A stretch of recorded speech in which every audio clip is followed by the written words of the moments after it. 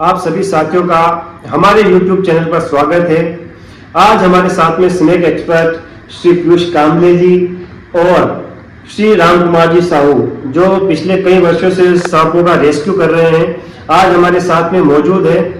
आज जो पब्लिक के कमेंट आए हैं हमारे सामने कि जो पब्लिक जानना चाहती है कि स्नेक बाइट होने पर हमें क्या उपचार करना चाहिए, किस प्रकार हमारी जान बचानी चाहिए, तो उन्हीं कुछ सवालों उनके जवाबों के बारे में आज हम श्री पीयूष कांबले जी और राम कुमार जी साहू से चर्चा करेंगे। तो आज मैं इनसे जो पब्लिक का सबसे महत्वपूर्ण और पहला जो प्रश्न है वो मैं पूछना चाहूंगा कि पब्लिक ने हमसे सबसे ज्यादा ये जानना चाहा है कि अगर सबसे पहले स्नेक बाइट हो जाए तो सबसे पहले आदमी को क्या करना चाहिए। तो श्री पीयूष कांबले जी, आप बताइए सर जी, अगर स्नेक बाइट हो जाए तो सबसे पहले पब्लिक को क्या करना चाहिए उस आदमी को। हाँ शंभू जी, आपने जो क्वेश्चन पूछा है कि स्नेक बाइट होने के बाद फर्स्ट एड क्या करें, तो सबसे पहले तो ये चीज होती है कि लोगों को लगता है कि सांप ने काटा और हम डर गए भयंकर वाला। तो ये डर नहीं होना चाहिए। अगर आप जितने शांत रहो, आपका ब्लड प्रेशर जितना नॉर्मल रहे, उतना आपको स्नेक का जो वेनम है, अगर जहरीले सांप ने काटा है तो स्नेक का जो वेनम है वो कम असर करता है। आप थोड़ा सा नॉर्मल रहिए और तुरंत हॉस्पिटल जाने की कोशिश कीजिए। बाई चांस उसे पता नहीं है, उसका ब्लड प्रेशर नॉर्मल नहीं हो रहा है, तो पब्लिक उसे कैसे समझाए, कैसे क्या पब्लिक उसको सांत्वना दे कि भाई साहब आपको सांप ने काटा तो है, लेकिन अभी भी इसका फर्स्ट एड बाकी है, आप हॉस्पिटल जाइए जल्दी से जल्दी और आपको इसका कुछ फर्क नहीं पड़ेगा। हो सकता है वो सांप वेनमस हो या नॉन वेनमस हो, तो ये दोनों चीजें हो सकती है। अगर वेनमस भी होता है और नॉन वेनमस भी होता है, तो समझो नॉन वेनमस है तो उसको डर के कारण थोड़ा सा उसका ब्लड प्रेशर हाई हो सकता है, लेकिन उसको बताइए कि कोई भी सांप काटे तो हॉस्पिटल जाना जरूरी है, क्योंकि हॉस्पिटल में उसका इलाज मिलता है ना। अच्छा। और वेनमस भी होता है तो उसको तो जरूरी है कि फर्स्ट एड एएनसी लगाना है। अच्छा, तो मतलब पीयूष कांबले जी ने हमें ये जवाब दिया है कि मान लीजिए किसी भी व्यक्ति को कोई सांप बाइट हो जाती है, स्नेक बाइट हो जाती है, तो सबसे पहले उसको घबराना नहीं है। जिस व्यक्ति को स्नेक बाइट हुई है, अगर वो आदमी घबराएगा तो घबराने की वजह से क्या होगा कि उसके जो ब्लड के अंदर जो स्नेक ने वेनम छोड़ा है, वो वेनम उसकी बॉडी में फटाफट फैलेगा, यानी कि उसकी जो लाइफ होगी 10 से 15 मिनट और कम हो जाएगी। यानी कि उसे सबसे पहले उस आदमी को घबराना नहीं है। उस घबराहट को रोकने के लिए जो भी पब्लिक सामने है, उस पब्लिक को, उस व्यक्ति को समझाना है कि भैया जितने भी सांप है उसमें लगभग 70% सांप नॉन वेनेमस होते हैं और बाकी के 30% सांप ही वेनेमस होती है। किसी भी प्रकार से उस व्यक्ति को समझाना है कि आप घबराओ मत, आपको हम किसी भी तरीके से बचा लेंगे। यही इनका पहले सवाल का जवाब है। ओके, चलो ठीक है सर जी। पीयूष कांबले जी ने जैसे जवाब दिया, पहले क्वेश्चन का अपना जवाब दिया। अब जो मेरा सेकंड क्वेश्चन है कि मान लीजिए स्नेक बाइट उसको उंगली पे हुई है और वहां पर ब्लड निकल रहा है, अपन ने सांत्वना दे दी, घबराहट कम हो गई है, स्नेक बाइट हो गई है, ब्लड निकल रहा है, उसके बाद में उसको क्या करना है। अच्छा, मुझे आपने जो सेकंड क्वेश्चन मेरे को पूछा है जी, उसका आंसर मेरे पास है। देखो, आपने बोला था कि अगर यहाँ पे अगर मेरे हाथ को स्नेक बाइट हो जाए और यहाँ पे थोड़ा सा ब्लड निकलने लगे, तो आपको फर्स्ट एड क्या करना है। तो सबसे पहले तो जितना भी फ्लो होता है ब्लड का वो करने देना है, जरूरी है। नहीं सर, मैं ये पूछना चाहता हूँ, पुराने जमाने में जैसे कि यहाँ पे रस्सी बांध देते थे या कुछ नॉर्मल कुछ भी जो कपड़ा हो बांध देते, वो क्या सही तरीका है या गलत है। नहीं, बिल्कुल अगर मिथ देखा जाए तो लोग बोलते हैं कि अगर सांप काटता है तो उसको टाइट बांध लो, उसके मतलब जहर ऊपर नहीं जाएगा, लेकिन ऐसा नहीं होता है। जितना अपन टाइट से प्रेशर से दबाए उतना प्रेशर बढ़ जाए ब्लड का और वेनम ज्यादा एक्टिव होता है। तो उससे अच्छा तो आप नॉर्मली क्या करें, मतलब कुल मिला के वो रस्सी बांधना गलत होगा। हाँ, है ना, रस्सी बांधना सही नहीं है। रस्सी बांधना तो है, लेकिन मैं आपको बताता हूँ कैसे बांधना है। ठीक है, तो आप सबसे पहले आपने वो ये सांप ने यहाँ पे उंगली पे अगर काट लिया तो अपन क्या करेंगे, जितना ज्यादा ब्लड का फ्लो हो सके उतना फ्लो होने देंगे। उसके बाद जो भी है अपना हाथ का मूवमेंट जो है वो एकदम नॉर्मल होना चाहिए, स्ट्रेट होना चाहिए, स्टेबल होना चाहिए। अगर स्टेबल जितना रहा उतना अच्छा है। अच्छा, जितना स्टेबल रहेगा उतना ब्लड का सर्कुलेशन कम होगा। आपके वेनम ज्यादा फैलेगा नहीं। बिल्कुल बिल्कुल। तो सबसे पहले है कि सांप ने काटा है तो नॉर्मल ब्लड फ्लो होने देना है। उसके बाद एक आधी लंबी सी लकड़ी लेनी है, हाथ के ऊपर यहाँ तक बांधनी है और वो सीधा रहना चाहिए, ज्यादा मूवमेंट होना नहीं चाहिए। उसकी वजह से वेनम का असर थोड़ा सा कम हो सकता है। बस। अच्छा, उससे मतलब 10 से 15 मिनट आदमी की लाइफ के बढ़ जाएंगे। हाँ, बिल्कुल। कुल मिला के। अच्छा, जैसा कि सेकंड क्वेश्चन का जवाब पीयूष कांबले जी ने हमें दिया है कि जहाँ पे स्नेक बाइट हो जाए, अगर वहां से ब्लड का स्त्राव हो रहा है तो उसको होने दें। यहाँ से टाइट रस्सी से आपको नहीं बांधना है, क्योंकि अगर आप यहाँ से रस्सी से टाइट बांध दोगे तो आपके यहाँ से लेकर यहाँ तक जहाँ पे भी स्नेक बाइट हुई है, आपके वेनम यहाँ पे पूरा फैल जाएगा और यहाँ से आपके अगर जान भी बच गई तो यहाँ से आपका हाथ काटना पड़ेगा।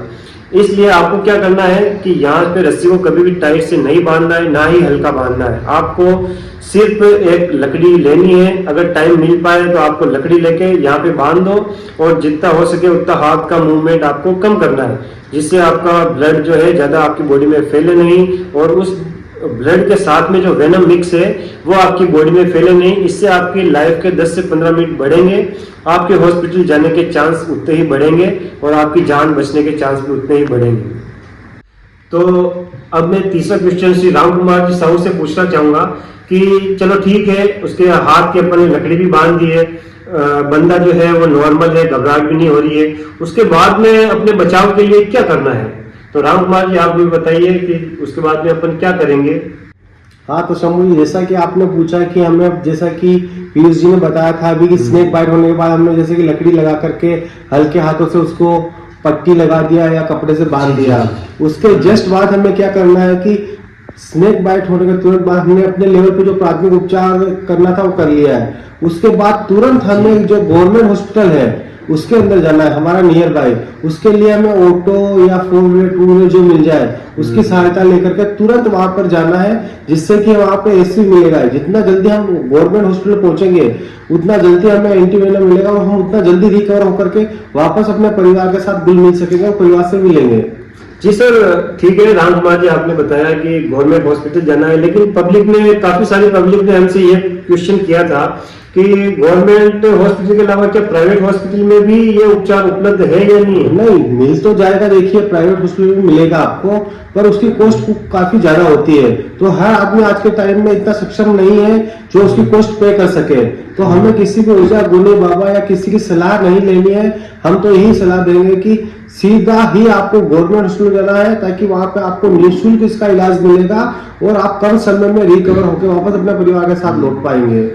अच्छा, तो दोस्तों मैं आपको जानकारी दे दूं कि अगर आप किसी प्राइवेट हॉस्पिटल या किसी मेडिकल से अगर आपने एंटीवेनम खरीदा तो उस एंटीवेनम की, एक एंटीवेनम की जो कॉस्ट होती है लगभग 15 से 20 हजार रुपए के आसपास होती है, और जब आपको एक स्नेक बाइट होती है तो लगभग आपको 10 से 15 एंटीवेनम लगते हैं। तो उसकी जो कॉस्ट आएगी लगभग 1.5 से 2 लाख रुपए के आसपास आएगी, जो कि एक नॉर्मल आदमी उसे सहन नहीं कर पाएगा।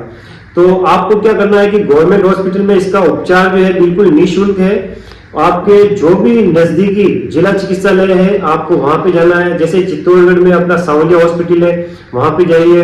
कहीं भी कोई भी एरिया हो, चाहे एमपी हो, महाराष्ट्र हो, गुजरात हो, कहीं पे भी हो। आज के टाइम में जो शंभू जी क्या है कि जो गवर्नमेंट है उसने क्या किया कि जिला डिस्ट्रिक्ट लेवल जो हॉस्पिटल है उसके अंदर उसके साथ उपनगरीय क्षेत्र जैसे तहसील वगैरह जो है उनमें भी क्या एंटीवेनम कुछ डोज कुछ कैपेसिटी बढ़ा दी है, तो वहां पर भी उपलब्ध है। तो आप जैसे डिस्ट्रिक्ट वगैरह के साथ अपने उप स्वास्थ्य केंद्र जो होते हैं उनमें भी नियर बाय उप स्वास्थ्य केंद्र में जा सकते हो। ये नहीं कि आपको डिस्ट्रिक्ट, जैसे आपको डिस्ट्रिक्ट 100 किलोमीटर दूर है तो आपको 100 किलोमीटर नहीं, आपके नियर बाय जो उप स्वास्थ्य केंद्र है उसका सहारा भी ले सकते हैं आप। होना गवर्नमेंट होना चाहिए बस। तो आपको क्या है कि आपको जो भी आपके उप स्वास्थ्य केंद्र है कम से कम उनके नंबर भी आपके फोन में एनी टाइम सेव होने चाहिए, ताकि कभी मान लो जरूरत पड़े तो आपको कम से कम वहां जाने की जरूरत नहीं पड़े, ताकि आपके 10 से 20 मिनट वहां पे जाया ना हो। तो आपको क्या करना है, वहां पे आप फोन लगा के भी पता कर सकते हैं कि यहाँ पे एंटीवेनम की व्यवस्था है या नहीं है, ताकि आपके 10 से 15-20 मिनट बच जाएंगे और आप आगे के जो स्टेप है उसको फॉलो कर पाएंगे। सर, मैं चौथा क्वेश्चन श्री पीयूष कामले जी से पूछना चाहूंगा कि हॉस्पिटल पहुंचने के बाद में अपने को डॉक्टर को क्या बताना है, अपने को क्या करना चाहिए? अपन तो सीधे पहुंच गए हॉस्पिटल में जाने के बाद में डॉक्टर से क्या बोलेंगे अपन? कुछ आपके हिसाब से कुछ जानकारी होता है बताइए हमारे दर्शकों। सबसे पहले डॉक्टर को भी नहीं पता होता है या फिर कस्टमर या भी जो भी है अपना पेशेंट उनको भी नहीं पता होता है कि कौन से सांप ने काटा है। तो अपन अगर पेशेंट जो है थोड़ा सिम्टम्स बताता है कि क्या हुआ क्या नहीं हुआ, या फिर उन्होंने देख के सांप का अगर बता भी दिया कि कैसा दिखता था क्या होता था, तो उसके अगर डॉक्टर को बताया तो डॉक्टर प्रॉपर उसका इलाज कर सकते हैं सिम्टम्स के ऊपर, है ना। तो इसलिए आप उनको प्रॉपर जो सांप ने काटा है उसका थोड़ा सा बिहेवियर या फिर जो भी है बता दीजिए, उसका नेचर बता दीजिए, फिर उसके बाद आपको ASV प्रॉपर मिल सकता है। और उसके बाद अच्छा, मतलब श्री पीयूष कामले जी, आप हमें यह बताना चाह रहे हो कि मतलब जो भी व्यक्ति है उसको थोड़ा बहुत सांप के बारे में नॉलेज भी रखना जरूरी है, इसका मतलब तो। बाकी अधिकतर तो लोगों को सांपों के बारे में जानकारी होती नहीं है, वो लेकिन वहां पे जाके क्या बोलेगा कि मेरे को किस प्रकार से सांप ने काटा है। हाँ। तो मतलब आपका कहने का मतलब सीधा ये है कि थोड़ा बहुत सांपों के बारे में भी नॉलेज रखना चाहिए, या जहां पे भी आपने को सांप ने काटा है उसका कम से कम या तो एक फोटो ले लीजिए, या छोटा मोटा वीडियो अगर बन पाए, टाइम रहते अगर बन जाए तो वो अच्छा होगा, ताकि क्या है कि हॉस्पिटल में जाने के बाद में अपने को प्रॉपर ट्रीटमेंट मिल पाए और जल्दी से मिल पाए। लेकिन अगर आपको पता ही नहीं है कि आपको किस प्रकार के सांप ने काटा है, तो आप हॉस्पिटल में जाके सीधा डॉक्टर को बता भी नहीं पाओगे कि मुझे किस प्रकार के सांप ने काटा है। तो डॉक्टर उस टाइम पे क्या करेगा, आपको 10 से 12 घंटे के लिए उसकी निगरानी में रखेगा और वो आपको चेक करेगा कि इसको किस प्रकार के सिम्टम्स आ रहे हैं। उस सिम्टम्स के हिसाब से आपका आगे का ट्रीटमेंट होगा। तो होती कोशिश आपको जब तक थोड़ा बहुत नॉलेज हो, आपको पता रहे कि किस प्रकार के आपने सांप को, किस प्रकार के सांप ने आपको काटा है, तो आप क्या प्रॉपर डॉक्टर को बता पाओगे। और उस हिसाब से आपको तुरंत, अगर आपको मान लीजिए जहरीले सांप ने काटा है तो तुरंत उसका ट्रीटमेंट आपको दे दिया जाएगा। लेकिन आपको पता भी नहीं है कि आपको किस प्रकार के सांप ने काटा है, तो उसका ट्रीटमेंट प्रॉपर आपको नहीं दिया जाएगा। आपको 10 से 12 घंटे वहां पे निगरानी में रखा जाएगा, उसके बाद में आपके सिम्टम्स देखे जाएंगे, उसके बाद में आपको प्रॉपर ट्रीटमेंट दिया जाएगा। तो होती कोशिश आपको थोड़ा बहुत नॉलेज हो तो अच्छा है। वैसे हमारा यूट्यूब चैनल है, आप यहाँ से भी जानकारी ले ही सकते हैं। सभी सांपों के बारे में जानकारी यहाँ पे दी गई है, कौन सा सांप जहरीला है, कौन सा सांप बिना जहर वाला है, और इस प्रकार की छोटी मोटी जानकारी रखिए, तो कहीं ना कहीं आपकी लाइफ में ये पॉइंट आपके कहीं काम में आ सकता है। चलो ठीक है सर, जैसा कि आपने बताया, प्रॉपर जानकारी दी हमारे दर्शकों को कि वहाँ पे एंटीवेनम चढ़ जाएगी, प्रॉपर जानकारी दे दी। एंटीवेनम चढ़ने के बाद में सर और कुछ जानकारी हो जो हमारे दर्शकों को आप देना चाहें? बिल्कुल, 2 टाइप के जहर होते हैं, न्यूरोटॉक्सिक और हीमोटॉक्सिक। अगर न्यूरोटॉक्सिक है तो वो हार्ट पे अटैक करेगा, जल्दी मौत हो सकती है, और हीमोटॉक्सिक है तो टिश्यूज खत्म कर सकता है। तो ये दोनों चीज़ों की वहाँ पे हॉस्पिटल में आपको ब्लड टेस्ट करने के बाद आपको रिपोर्ट दी जाती है, उसके बाद आपको ऑब्जर्वेशन में रखा जाता है ना।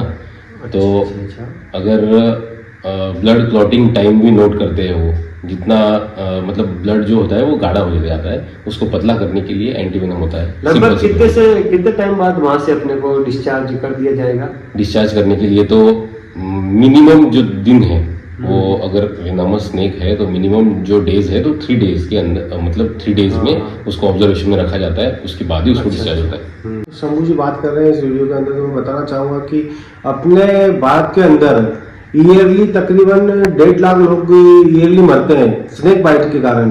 क्योंकि क्या कि हमारे इंडिया में अवेयरनेस नहीं है, तो हमारा माध्यम यही इस चैनल के माध्यम से कि अवेयरनेस करी जाए, क्योंकि हम हर आदमी के पास पहुंच नहीं पाते हैं। तो हमारा एक टारगेट है कि हम जितना लोगों को अवेयरनेस करेंगे उतनी जानकारी बढ़ेगी और लोग जागरूक होंगे तो उनकी लाइफ बचेगी।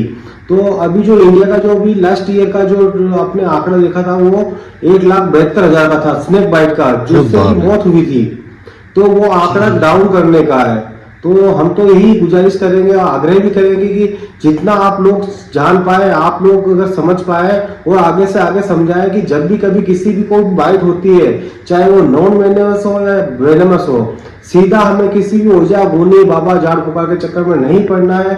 बिना समय गंवाए सीधा हमें अपने नियर बाय जो हॉस्पिटल है उसमें जाना है, यही हमारा उद्देश्य है। अच्छा, चलो ठीक है सर, बहुत अच्छी जानकारी दी। थैंक यू, आप सभी का बहुत बहुत धन्यवाद आप ये वीडियो देखने के लिए।